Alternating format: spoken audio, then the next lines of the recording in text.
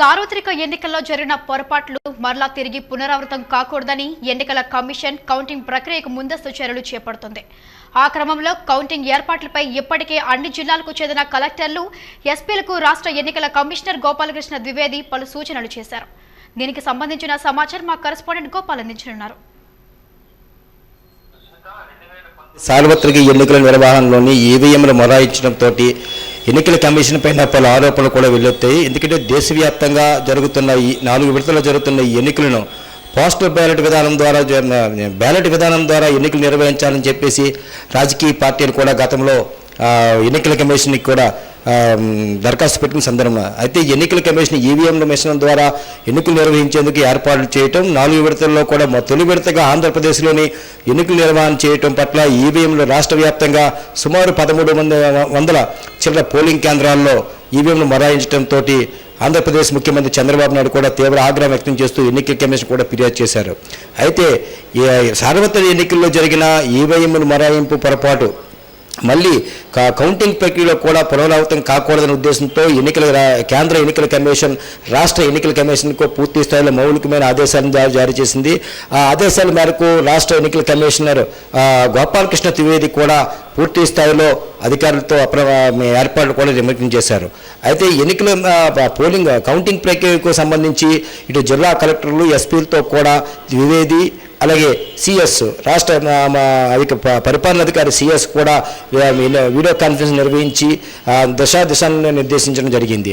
అయితే ప్రధానంగా ఈ కౌంటింగ్ ప్రక్రియకు 175 స్థానాలు అసెంబ్లీ స్థానాలకు గాను 25 పార్లమెంటు స్థానాలకు గాను సుమారు 4,800 మంది సిబ్బంది అవసరం ఉంటుందని చెప్పేసి ఒక ప్రణాళిక రూపొందించారు. వాళ్ళలో సుమారు 3,000 మంది వరకు కూడా 24,000 మంది మా సిబ్బంది అవసరం ఉంటుందని కూడా తెలియజేశారు. వీరిలో 3,000 మంది సిబ్బందిని ఆన్ హ్యాండ్గా అంటే రిజర్వ్లో ఉంచేందుకు కూడా ప్రణాళిక రూపొందించారు. అయితే ఈ కౌంటింగ్ ప్రక్రియ నిర్వహించేటప్పుడు అసెంబ్లీ స్థానం కౌంటింగ్ ప్రక్రియ నిర్వహించేటప్పుడు కూడా ఒక ఈవీఎంకి సంబంధించిన టేబుల్కు కౌంటింగ్ సూపర్వైజరు, అసిస్టెంట్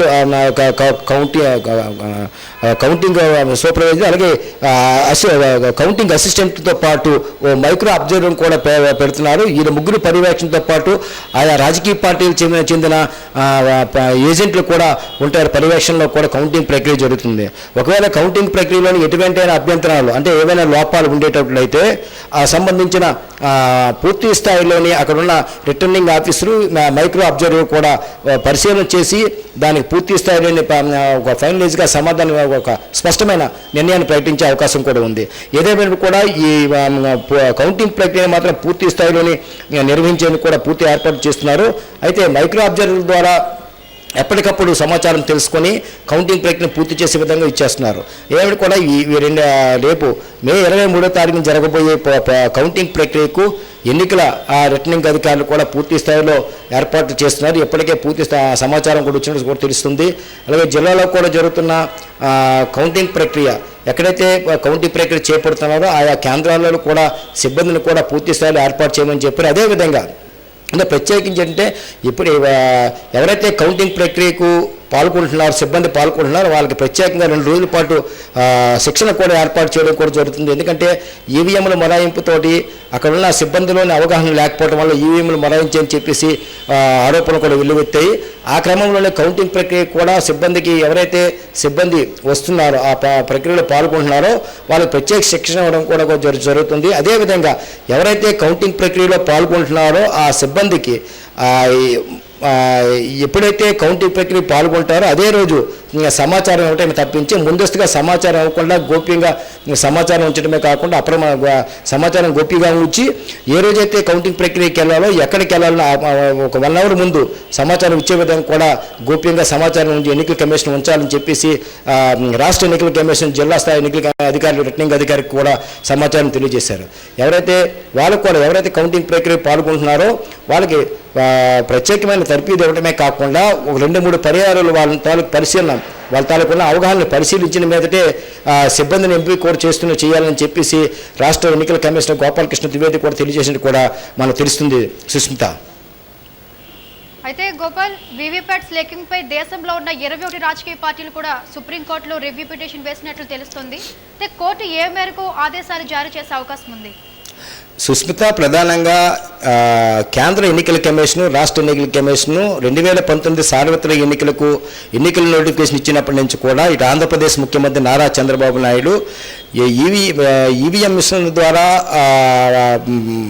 ఓటింగ్ అనేది కరెక్ట్గా జరగట్లేదు కాబట్టి బ్యాలెట్ విధానంలో పోలింగ్ నిర్వహించాలని చెప్పేసి చంద్రబాబు నాయుడు మొట్టమొదటిసారిగా ఎన్నికల కమిషన్కి ఫిర్యాదు చేయటం, అదేవిధంగా మిగతా 3 విడతలు జరుగుతున్న 21 రాష్ట్రాలకు చెందిన నాయకులు కూడా, రాజకీయ నాయకులు కూడా చంద్రబాబుకి సపోర్ట్ చేస్తూ ఈ ఎన్నికలను ఈవీఎం విధానం కాకుండా బ్యాలెట్ విధానంగా చేయాలని చెప్పి కూడా చెప్పడం కూడా జరిగింది. అయితే ఎన్నికల కమిషన్ ప్రజాప్రతినిధులు పార్టీలు ఇచ్చిన వినతులను పక్కన పెట్టడంతో రాజకీయ పార్టీలన్నీ కూడా గతంలో సుప్రీంకోర్టును కూడా ఆశ్రయించుకోవడం జరిగింది. అయితే సుప్రీంకోర్టులో వీళ్ళు ఆశ్రయించేటప్పుడు కూడా సుప్రీంకోర్టు ఎన్నికల కమిషన్ ఎటువంటి నియమ నిబంధనలు తీసుకుంటుందో దాన్ని మేము జోక్యం చేసుకోమని కోర్టు చెప్పడంతో రాజకీయ పార్టీలు కొంత సందేహాలు వ్యక్తం చేయటంతో అయితే రాజకీయ నాయకులు సుప్రీంకోర్టు ఎప్పుడైతే పోస్టల్ బ్యాలెట్ విధానాన్ని చెప్పలేని పరిస్థితులు ఉందో అటువంటప్పుడు ఈవీఎంల ద్వారా ఓటింగ్ చేసినప్పుడు ఎక్కడైతే ఒక అసెంబ్లీ కానీ పార్లమెంట్ పరిధిలో ఉన్న పోలింగ్ బూత్లోని 50% ఈవీప్యాడ్లో ఉన్న ఈవీప్యాడ్ స్లిప్పులను లెక్కించాలని చెప్పేసి ప్రధానమైన డిమాండ్తో పాటు కోర్టును కూడా ఆశ్రయించడం జరిగింది రాజకీయ పార్టీలు. అయితే ఏదైతే రాజకీయ పార్టీలు కోర్టుని ఆశ్రయించారో దాన్ని బేస్ చేసుకుని సుప్రీంకోర్టు కూడా ఒక నిర్ణీతమైన తీర్పును కూడా ఇవ్వడం జరిగింది.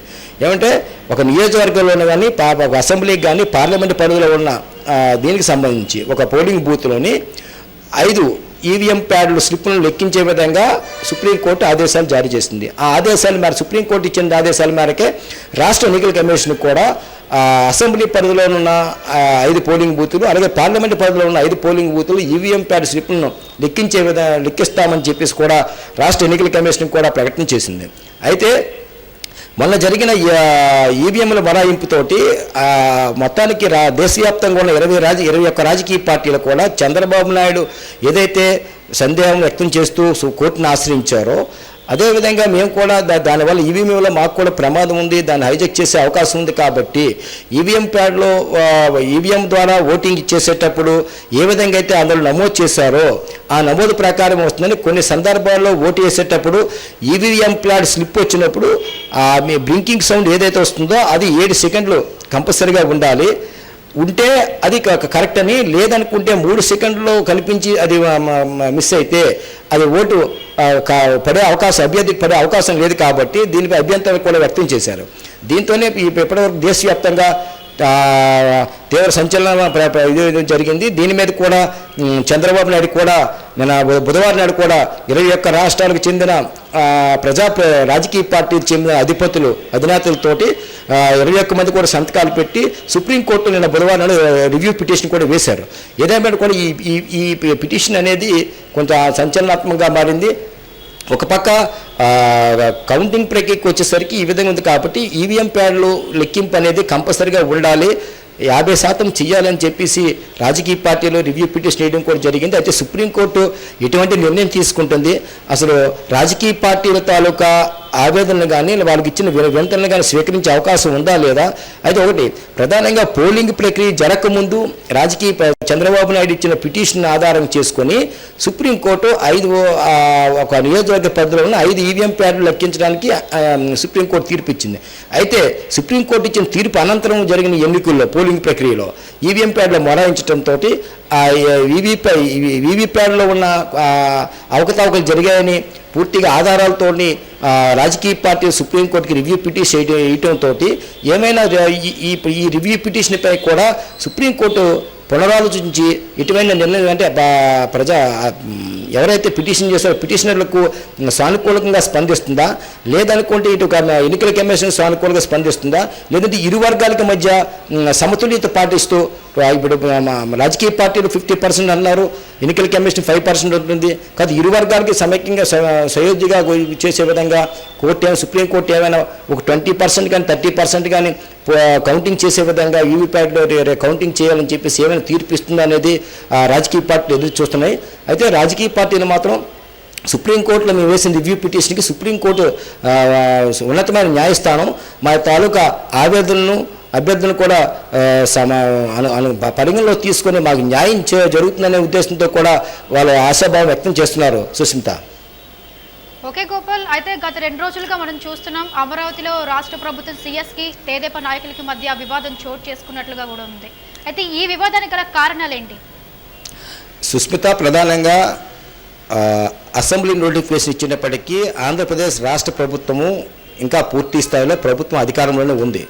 ఎందుకంటే ఎన్నికల నోటిఫికేషన్ ఇచ్చినప్పటికీ జూన్ 8వ తారీఖు వరకు ఆంధ్రప్రదేశ్ ప్రభుత్వానికి సమయం ఉంది కాబట్టి ఇటు క్యాబినెట్ని కానీ ఏది కూడా రద్దు చేయలేదు. కాబట్టి పూర్తి స్థాయిలో ముఖ్యమంత్రిగా మంత్రివర్గానికి కానీ మంత్రులకు కానీ వాళ్ళకు పూర్తి స్థాయిలో అధికారాలు ఉంటాయి.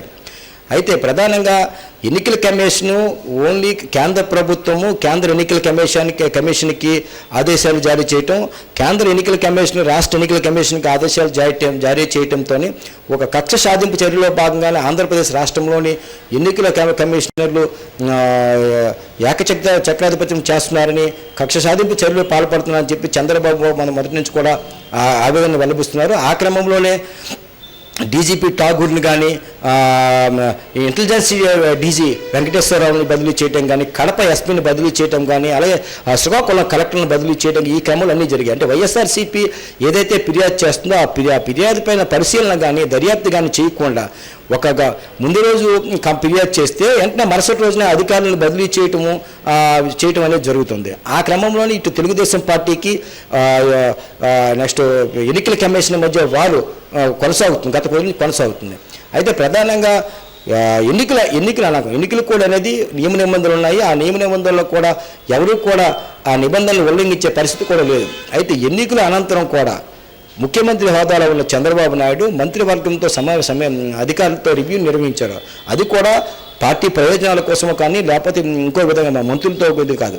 ప్రధానంగా ఇప్పుడున్న పరిస్థితుల్లో ఈ పగటిపూట ఉష్ణోగ్రత తీవ్రత ఎక్కువగా ఉంటుంది. గ్రామీణ ప్రాంతాల్లో మంచినీటి సదుపాయం పూర్తి సరఫరా చేయాల్సిన అవసరం ఉంది. ఇది అత్యవసర విషయం కాబట్టి ఒకటి.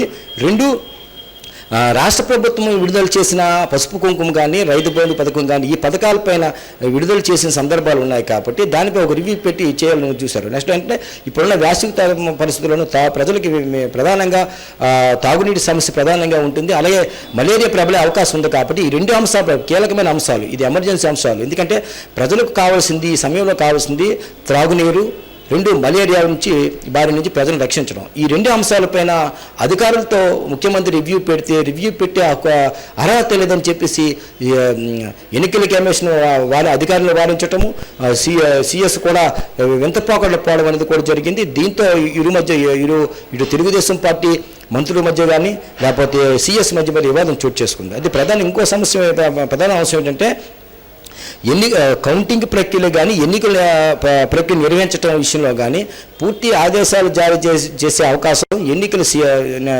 కమిషన్ సంబంధించిన సీఈఓ నిర్వహించాలి.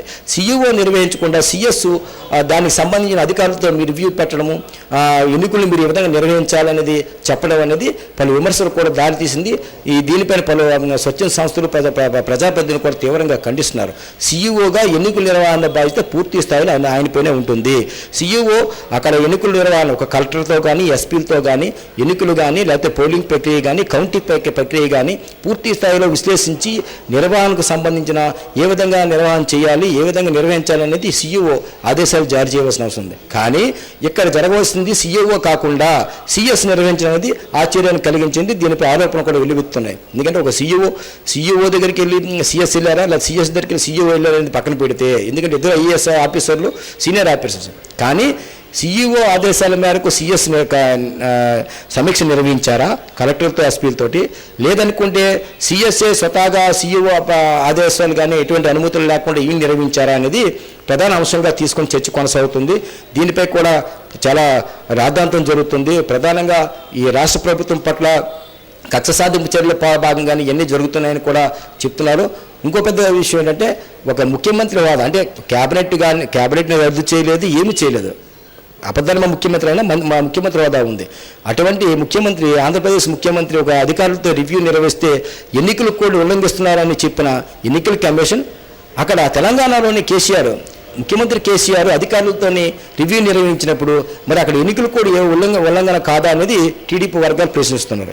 ఇంకో విధంగా భారతదేశం మొత్తం మీద పార్లమెంట్ స్థానాలకి ఇటు కర్ణాటక, తమిళనాడు, బీహార్ పరిసర రాష్ట్రాల్లో కూడా ఎన్నికలు జరుగుతున్నాయి. ఈ ఎన్నికలు జరుగుతుంటే ప్రధానమంత్రి నరేంద్ర మోడీ అధికారులతో రివ్యూ నిర్వహిస్తే అది ఎన్నికలు కూడా ఉల్లంఘన కాదా అనేది ప్రశ్నిస్తారు. అంటే ప్రధానమంత్రికి ఒక న్యాయము, పక్కన తెలంగాణ రాష్ట్ర ముఖ్యమంత్రికి ఒక న్యాయము, ఆంధ్రప్రదేశ్ ముఖ్యమంత్రికి ఒక న్యాయం అనేది చాలా మేధావులు కానీ విద్యావంతులు కానీ ప్రశ్నిస్తున్నారు. ఏదైనా కూడా ఈ కౌంటింగ్ ప్రక్రియ పట్ల పలు సందేహాలు కూడా వ్యక్తమవుతున్నాయి. సుప్రీంకోర్టును ఆశ్రయించడం కూడా ప్రధాన కారణం అదే. ఎందుకంటే కౌంటింగ్లో కూడా ప్రక్రియ పూర్తి చేయమని చెప్పారు. ఇంకో ప్రధాన అంశం ఏంటంటే కీలక అంశంగా ఎక్కడైతే ఈవీఎం మిషన్లు భద్రంగా స్ట్రాంగ్ రూమ్లు ఉన్నాయో ఆ స్టాక్ రూమ్లోని పర్యవేక్షణ అనేది ఉంటుంది. ఇటు సెంట్రల్ బలగాలు, లోకల్ పోలీస్ అంటే 3 అంచెల భద్రత ఉంటుంది. ఆ 3 అంచెల భద్రతల సమక్ష పర్యవేక్షణ జరుగుతుంది. అయితే వాళ్ళతో పాటు ఇరు పార్టీలకు చెందిన కొంతమంది ఏజెంట్లని అక్కడ పర్యవేక్షణకి ఉంచుకుంటారు. ఆ పర్యవేక్షణలో భాగంగానే తెలుగుదేశం పార్టీ ఎన్ఆర్ఐ విభాగం ఒక వెహికల్లో సీసీ కెమెరాలు పెట్టి పర్యవేక్షణ పెట్టుకుంటే ఇది ఎన్నికల నిబంధనలకి విరోధం అని చెప్పేసి అక్కడ ఉంచొద్దని చెప్పేసి ఆ వెహికల్ని తీయించడం, అక్కడ ఉంచొద్దని చెప్పడం, పంపించడం కూడా జరిగింది. అలాగే మరొక సందర్భంలోని లోన ఏవైతే ఈవీఎం మెషిన్లు ఉన్నాయో వాటిని బయట నెట్ ద్వారా, సీసీ ఫుటేజ్ల ద్వారా బయట సిబ్బంది ఎవరైతే బందోబస్తు ఉంటున్నారో ఆ బందోబస్తు ఉన్న సిబ్బంది చూసుకునేందుకు ఒక స్క్రీన్ కూడా ఏర్పాటు చేశారు. దాన్ని కూడా తొలగించడానికి పెద్ద ఆశ్చర్యకర విషయం. ఎందుకంటే ఏదైనా నెట్ ద్వారా ఈవీఎంలని హైజాక్ ఇచ్చేయచ్చు అనే ఉద్దేశంతో వాటిని కూడా తొలగించారు.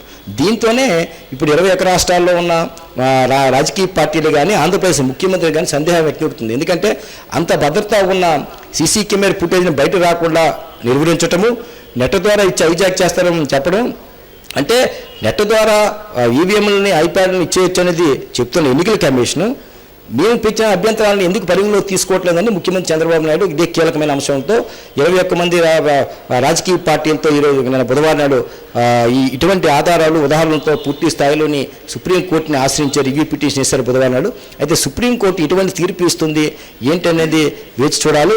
అలాగే 23వ తారీఖున, మే 23వ తారీఖున ప్రజలు ఎటువంటి తీర్పు ఇస్తారు అంటే ఇటు కేంద్ర ప్రభుత్వము, అక్కడ ప్రతిపక్షము, ఇటు అది ఎన్నికల కమిషన్ ఒక్కటే ఆంధ్రప్రదేశ్లోని తెలుగుదేశం పార్టీని తుదిముట్టించాలని తీసుకుంటున్న ఒక ఆలోచనని ప్రజలు మే 23వ తారీఖున ఎటువంటి నిర్ణయం వేస్తే తీర్పునివ్వనున్నారు అనేది వేచి చూడాలి. మరి Susmita. Okay, thank you Gopal.